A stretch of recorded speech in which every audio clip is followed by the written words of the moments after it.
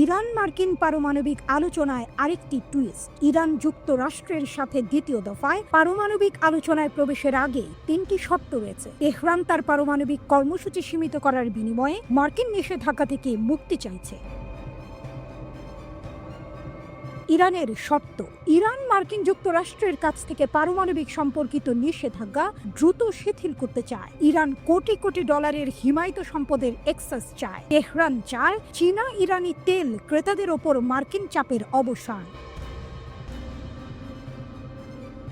শনিবার ওমানের রাজধানী মাস্কটে অনুষ্ঠিত পরোক্ষ আলোচনার সময় এই অনুরোধগুলি করা হয়েছিল।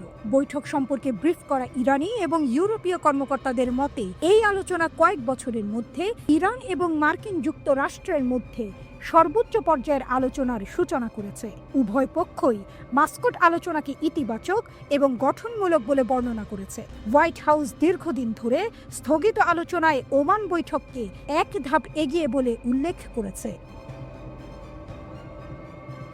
ইরানের পররাষ্ট্রমন্ত্রী আব্বাস আরাকচি পরিবেশকে শান্ত এবং সম্মানজনক বলে বর্ণনা করেছেন। তিনি নিশ্চিত করেছেন যে 19 এপ্রিল শনিবার দ্বিতীয় দফার আলোচনা অনুষ্ঠিত হবে। প্রথম অধিবেশন হিসেবে এটি একটি গঠনমূলক বৈঠক ছিল। এটি একটি শান্ত এবং অত্যন্ত সম্মানজনক পরিবেশে অনুষ্ঠিত হয়েছিল। কোনো অপ্রাসঙ্গিক ভাষা ব্যবহার করা হয়নি এবং উভয় পক্ষের কাছে গ্রহণযোগ্য এবং সমান ভিত্তিতে পরিচালিত একটি চুক্তিতে পৌঁছানোর লক্ষ্যে এই আলোচনা চালিয়ে যাওয়ার প্রতিশ্রুতি দেখিয়েছে, আরাকচি বলেন।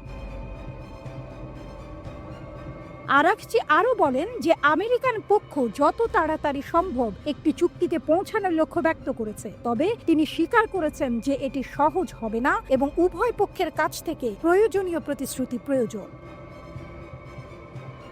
আমাদের প্রতিপক্ষরা আগে একটি ন্যায্য এবং উপযুক্ত চুক্তিতে পৌঁছানোর জন্য তাদের আগ্রহ দেখানোর জন্য যথেষ্ট প্রচেষ্টা করেছে, আরাকচি আরও বলেন। তিনি বৈঠকের সমাপ্তি সম্পর্কে আরও মন্তব্য করেন, আমি মনে করি এটি একটি স্বাভাবিক বিষয় ছিল। শেষে আমরা যখন যাচ্ছিলাম তখন দুটি প্রতিনিধি দল একে অপরের সাথে দেখা করে এবং আমরা কয়েক মিনিট কথা বলি। আমেরিকান কূটনীতিকদের সাথে আমাদের আলাপচারিতায় আমরা সর্বদা কূটনৈতিক ভদ্রতা পালন করেছি এবং এবারও এটি একটি প্রাথমিক বিনিময়, একটি মৌলিক শুভেচ্ছা ইত্যাদির মধ্যে সীমাবদ্ধ ছিল এবং তারপরে আমরা অনুষ্ঠান স্থল ছেড়ে চলে এসেছি। এটি অসাধারণ কিছু ছিল না।